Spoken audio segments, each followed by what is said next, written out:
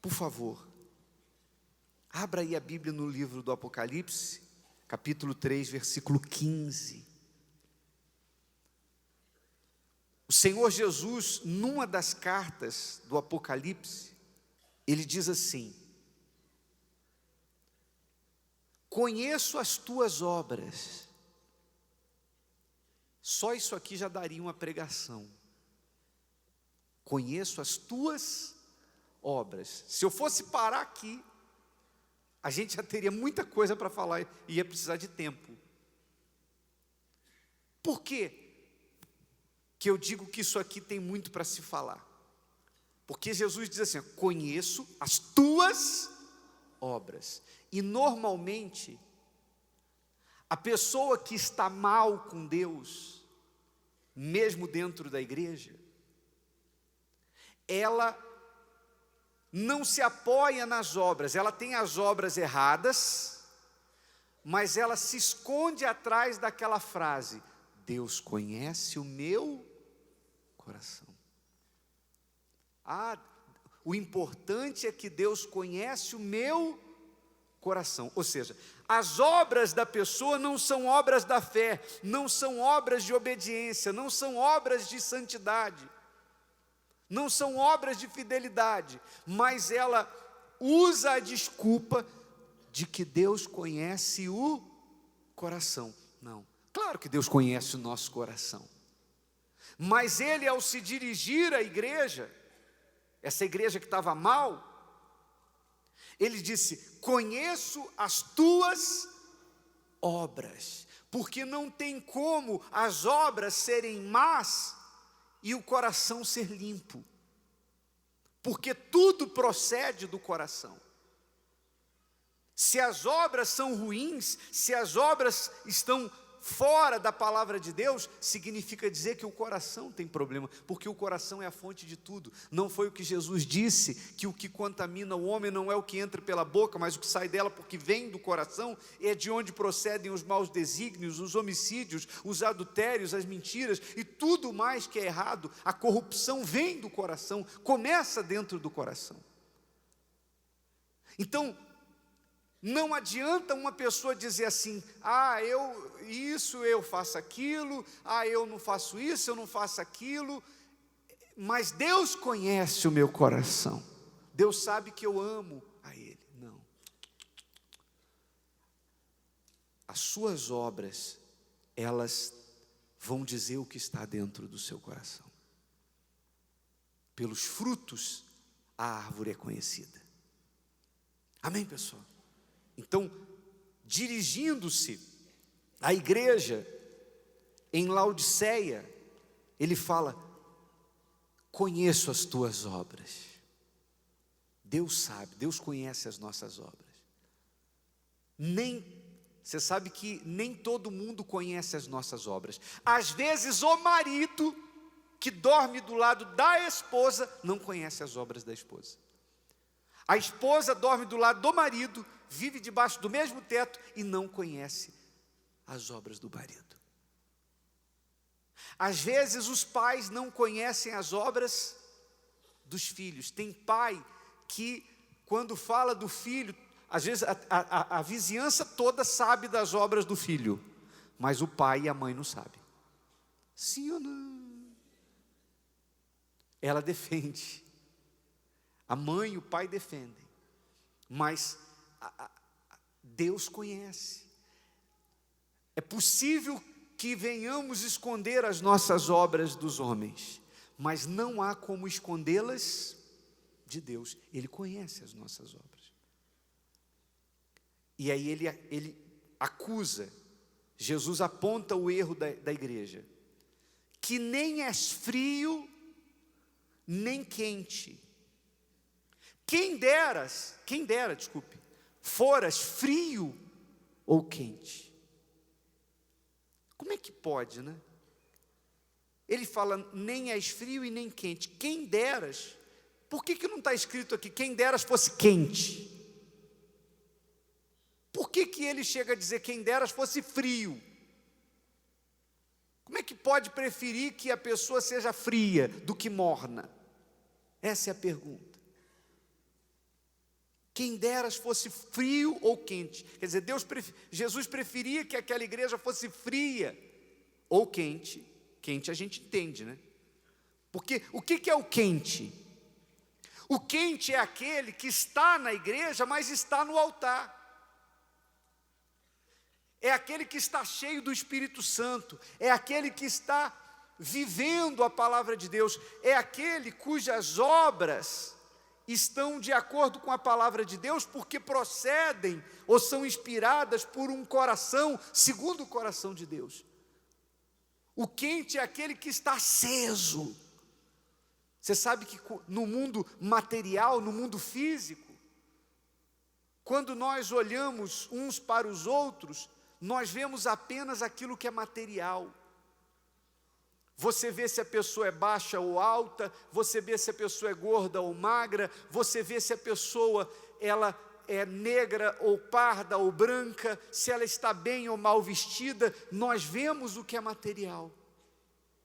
No mundo espiritual não é assim. O mundo espiritual, quando olha para o ser humano, só vê dois tipos de pessoas: a pessoa acesa e a pessoa apagada. Se uma pessoa está com a vida no altar, é cheia do Espírito Santo, então os demônios olham para ela e veem o ser cheio de fogo. Fogo, fogo, fogo. E não tem como tocar. Agora, se essa pessoa não está assim, então ela é como um carvão apagado.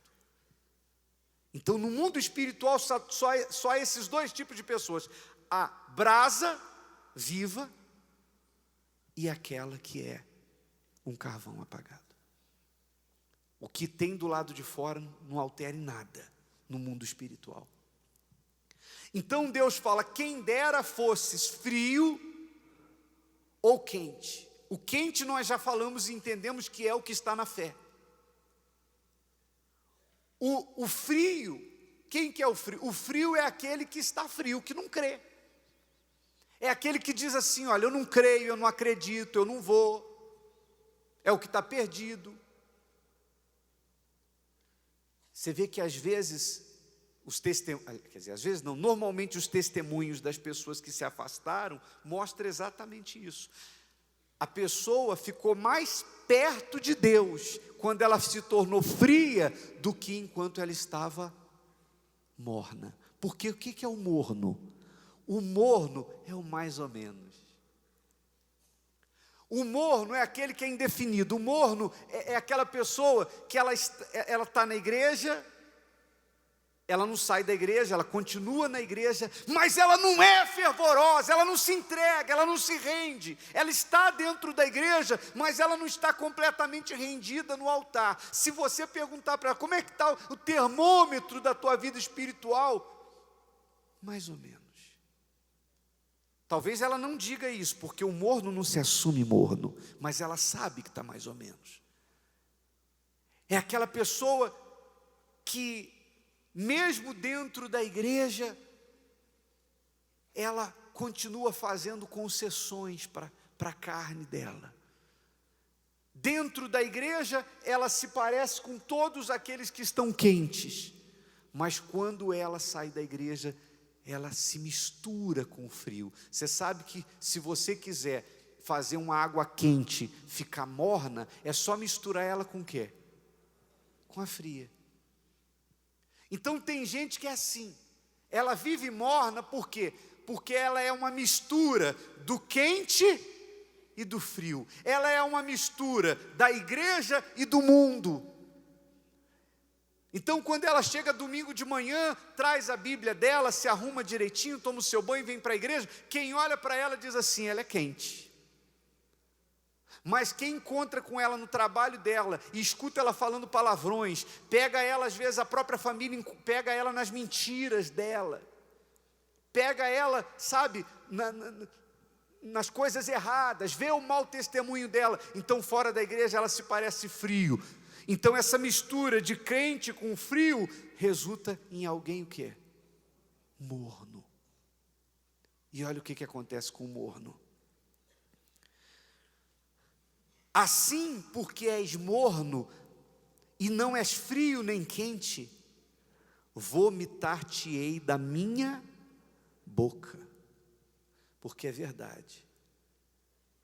Se você colocar água morna na boca, provoca ânsia. Então Jesus diz: estou a ponto de vomitar-te da minha boca. Como dizes? Agora você vai ver qual é a característica do morno. Rico sou e estou enriquecido, e de nada tenho falta. E não sabes que és um desgraçado, e miserável, e pobre, e cego, e nu. Ou seja, a característica do morno é aquela pessoa que ela está perdida, mas ela não se vê perdida. É como a dracma, que a Bíblia fala da parábola da dracma perdida dentro da própria casa. Então a pessoa está perdida dentro da igreja, mas ela não se enxerga perdida. Por isso que ele fala que é melhor o frio, ele prefere o frio. Eu vou terminar de ler aqui, para a gente concluir sobre por que ele prefere o frio. Aconselho-te que de mim compres ouro provado no fogo para que te enriqueças, e roupas brancas para que te vistas, e não apareça a vergonha da tua nudez, e que unjas os teus olhos com colírio para que vejas. Eu repreendo e castigo a todos quantos amo. Sê, pois, zeloso e arrepende-te.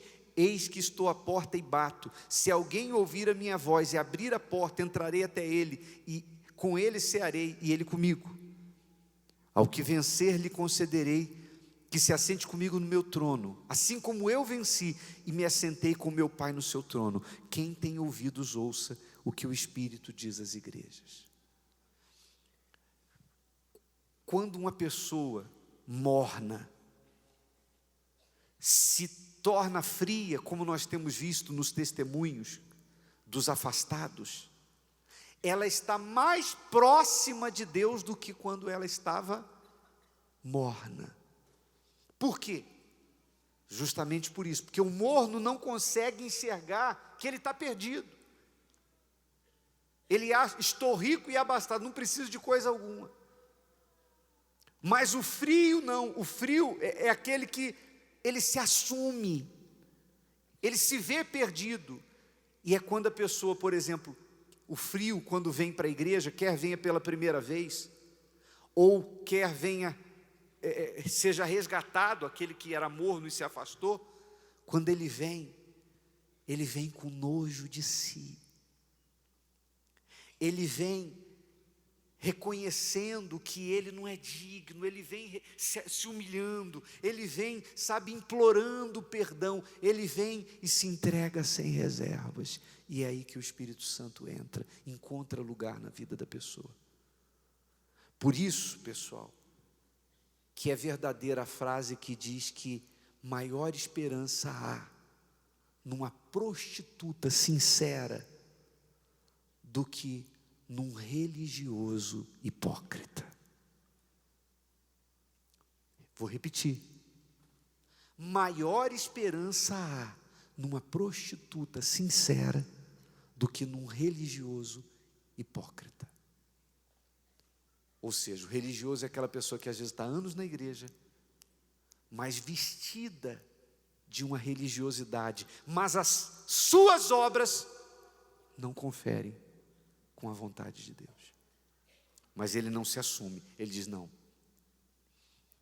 eu não preciso me entregar, porque eu já sou batizado, eu já estou na igreja, eu já me entreguei, estou rico e abastado, não preciso de coisa alguma. E de repente entra pela porta da igreja a prostituta, com vestes indecentes, que não ousa nem levantar a cabeça porque se considera indigna, sabe o quanto está perdida. E aquela prostituta reconhece que é pobre, desgraçada, cega, nua, miserável espiritualmente falando, e se humilha e sai da igreja justificada, e recebe o Espírito Santo, recebe paz. E às vezes aquela pessoa que está anos e anos, mas não é sincera, ela fica para trás. Às vezes uma pessoa que chega agora, vinda do lixão, passa à frente de quem está dentro da igreja. Às vezes, como a gente vê em testemunho e em testemunhos, à frente de quem nasceu na igreja. Então, se tem uma coisa que não pode acontecer é o morno, porque a pessoa ser morna, porque o morno é o insincero, o morno é o hipócrita, o morno é o religioso, e esse Deus não tolera. Ele diz: estou a ponto de vomitar-te. Então, a pergunta que eu faço, e que só você pode responder para você, e eu para mim, e cada um por si: qual é a sua temperatura espiritual? Qual é a temperatura da sua fé? Você é quente, você é morno ou você é frio? Só você sabe responder. Você realmente vive a fé ou você é um frequentador da igreja? Só você sabe responder. E só você pode decidir mudar essa situação, se necessário é.